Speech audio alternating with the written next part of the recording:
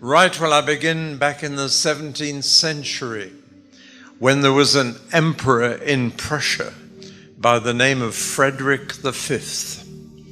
And he had a philosopher at court with whom he had many discussions. And one day, Frederick V of Prussia said to Heidegger the philosopher, "Give me one proof of the existence of God." And Heidegger said, "Your Majesty, the Jews." And considering that was long before there was any sign of any return to this land, and when they were scattered among the nations, and in many cases looked as if they would die out, it was quite an amazing answer. But the fact is that the existence of the Jews is a proof of the existence of their God. It is as simple as that. The Jew has been called the eternal Jew, but that's only because his God is an eternal God. There should never have been a nation of Israel. Humanly speaking, their history is impossible. They began with an old man of 90. That old man left a comfortable brick house and lived in a tent for the rest of his life. I don't know many old age pensioners who would do that.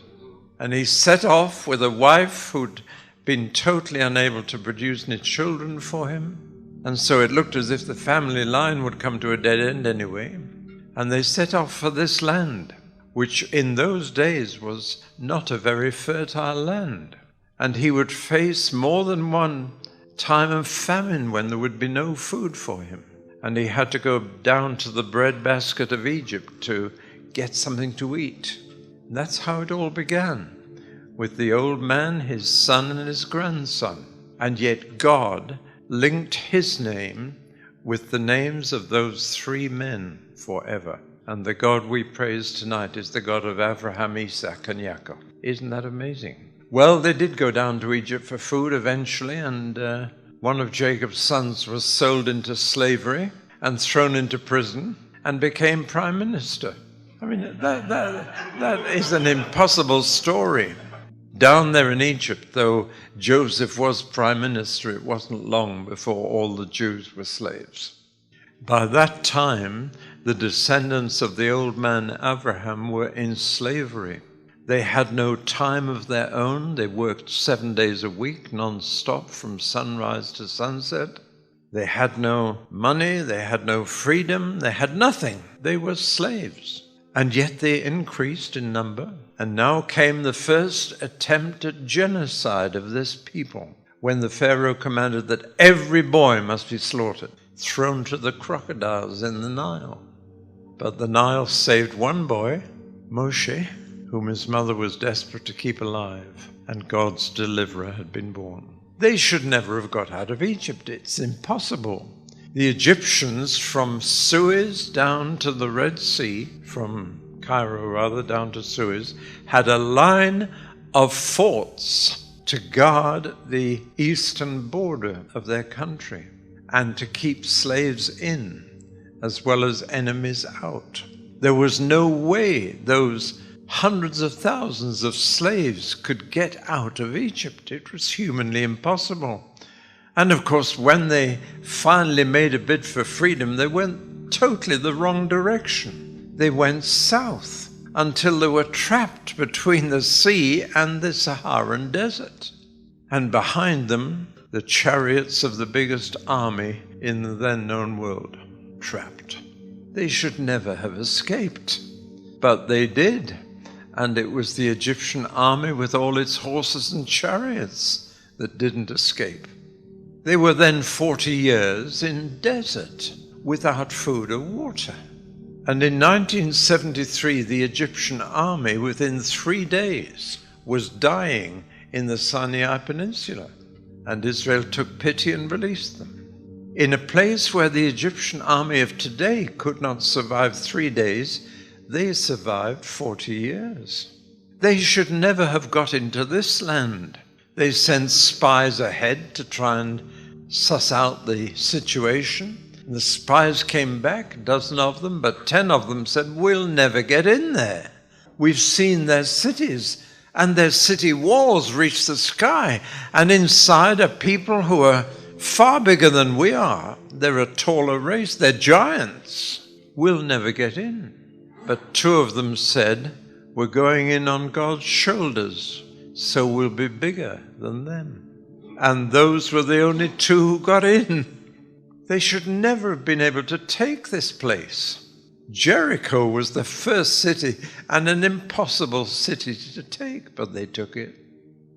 This is not an easy place to live by nature and by human nature as well. It's a very precarious country. It's a narrow corridor, as you know, between the Mediterranean and the desert. And on that side, the desert side, there is a long ridge of black basalt rock, which is so sharp and so hard that a camel cannot walk on it. And in this narrow corridor, which links Africa to Europe and to Asia, it's just a little narrow strip of land. And of course, because of that, it's the corridor between the rest of the world. Everybody traveling from one continent to another has to come through here. But right down the eastern shore of the Mediterranean is a mountain range, and there's only one gap in it. And the gap is a 12-mile across plain called the Plain of Yezreel, or the Plain of Esdraelon. And that's the only way through. Every army that has marched through this area has gone through that gap. It's the crossroads of the world. The road from Asia to Africa goes through that gap, and the road from Arabia to Europe goes through that gap, and the crossroads is at a little hill called Megiddo, or in Hebrew, Har-Mageddon. And Alexander the Great came through there, Napoleon came through there, because it's the gap, and it links all the then known world. This was before America was discovered. The whole known world had to pass through here. And somebody has said, if you insist on living at a crossroads, you'll get run over, which is why this land has been run over, invaded so many times. Little Israel was surrounded by hostile neighbors. On every side there were Moabites and Midianites and every other parasites you can imagine. And they were hostile neighbors, and they invaded this territory regularly. They came to get animals and crops, or they just came to set crops on fire. But it's a very hard place for them to live. And beyond the immediate hostile neighbors were two world superpowers. And the superpowers were based on big rivers, because big rivers had a constant supply of water, and therefore could bring fertility. And with the Nile on one side and the Tigris and Euphrates on the other, there were two world superpowers constantly threatening each other. And when they attacked each other, they had to come through here. So on the one hand was the Egyptian superpower, and on the other hand was the Assyrian superpower, and later the Babylonian superpower. And then this little nation had civil war, which usually wipes out a nation if it's pursued far enough. And they split into 10 tribes in the north and 2 in the south, at war with each other. And then after the civil war, the Assyrian superpower came, and 10 tribes disappeared. Only 2 left, Judah and little Benjamin. And they didn't last much longer, and then the Babylonians came, and they were gone too. They should never have survived. A few of them came back 70 years later, only a few, in comparison to the number who went.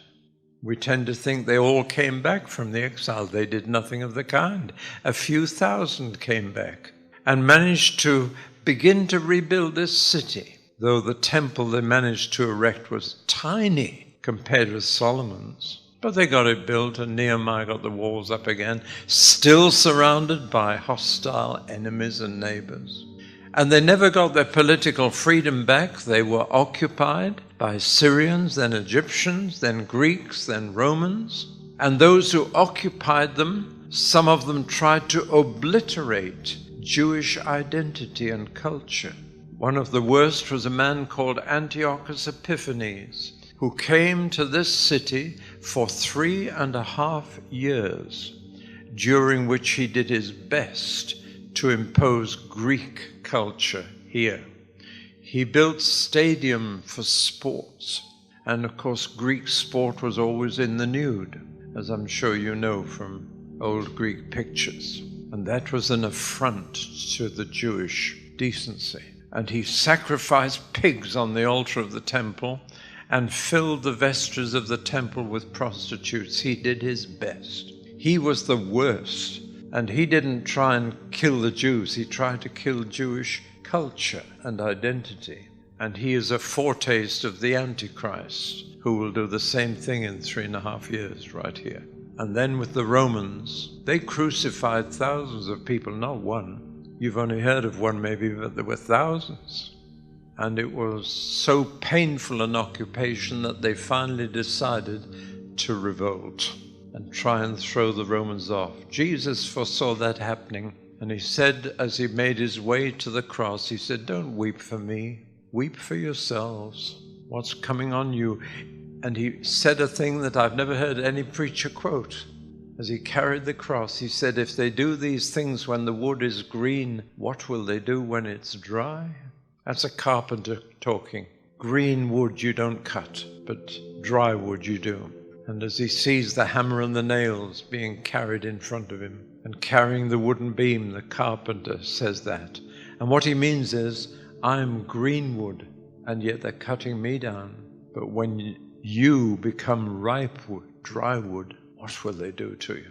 And they did. And in AD 70, this city was destroyed, the temple pulled down stone by stone, and you can go and see the stones that were thrown down. Now, at the southeast corner of the Temple Mount, you see the huge blocks on the very street on which Jesus walked, and the blocks thrown down have cracked the street. Have you seen that? Oh, it's all true. And Jerusalem was no more, and the temple was no more. But they still lived on, and they tried a second time, and a false prophet gave a false Messiah to them, Bar Kokhba. And in 135 AD, they made a second and final attempt to throw off the Roman yoke, but they didn't succeed. They were wiped out. You've been to Masada, some of you, I'm sure. And this city had a perimeter put around it beyond which no Jew could come into the city. And it was renamed Aeolia Capitolina. And the land was renamed Palestinia. That word post-dates Jesus. And yet there are preachers in my country in England, prominent preachers. The leading evangelical Bible teacher of England is now telling my country that Jesus was a Palestinian. Doesn't he know his history? But that was the end. A few Jews managed to survive in places like Safed, a city set on a hill, but that was the end. They should never have reappeared. They should never have kept their identity, and many of them didn't. They were scattered over the whole world, and many of them assimilated and lost their identity. Others kept their identity by holding on to just 3 things: circumcision, the Sabbath, and a kosher diet. And that way they hung on to their identity, but they lost their language. They lost so many other things, but they kept alive a hope that one day they'd be back here. Next year in Jerusalem. And here they are, against every possible human explanation, considering that the Crusades, ostensibly coming here to release holy sites from the Muslim, killed every Jew on the way, starting in France and Germany. And the slaughter of Jews by the Christian church is one of the blots on our reputation. Then in Spain, the Inquisition forced Jews either to be tortured to death or to convert to Christianity under pressure. 1492, the very year that Christopher Columbus discovers America, Spain gets rid of the last Jew. Interesting, because the New World became a refuge for so many Jews. So it's gone on. And there have been so many attempts, Russian pogroms, The Jews of Poland were persecuted, and as you know, in our lifetime, my lifetime, it came to a head with a determined attempt to wipe the Jewish people from the face of the earth. And it succeeded with a third of them, 6 million, including 1.5 million children. Well, you are probably familiar with all of this. I just want to underline, there is no possible human explanation for the fact that Israel is back on the map and back in their land after all that. That there is still an Israel is quite incredible. And you cannot find a natural explanation for it. They can't find a natural explanation for it themselves, because once a year they celebrate Passover, that their origin as a nation began with a miracle. It's not just a miracle that they've survived, it is a series of miracles all the way through. In other words, there is only a supernatural explanation for the survival of the Jewish people. And I remember in 1967, the Six-Day War, I was riding in a jeep with an Israeli major in the army on the Golan Heights. We had to watch where we walked. There was live ammunition everywhere on the ground. There were huge Russian gun emplacements with the guns pointing down from the top of the Golan Heights to the kibbutzim below. And yet when I asked the major, how did you get up here? He didn't say a word, he just pointed to the sky. He knew his history. There is no way they could have ever survived these 3,000 years and more, 4,000 years, unless the God of Israel exists, and unless he intervened in their history again and again and again. That's why Heidegger said to Frederick, Your Majesty the Jews, that's the proof of the existence of God, but only of the existence of the God of Israel. It doesn't prove any other God. Actually, no other God exists. The others are all figments of human imagination, but the God of Israel exists. And that is why Israel exists. And I predict now that on the last day of history, Israel will still be there. Jesus promised it. He said, heaven and earth may pass away, but he said, this race will never pass away. And it hasn't. I am Alpha and Omega, the beginning and the end, saith the Lord, which is, and which was, and which is to come, the Almighty. He which testifieth these things saith, Surely I come quickly. Amen. Even so, come, Lord Jesus.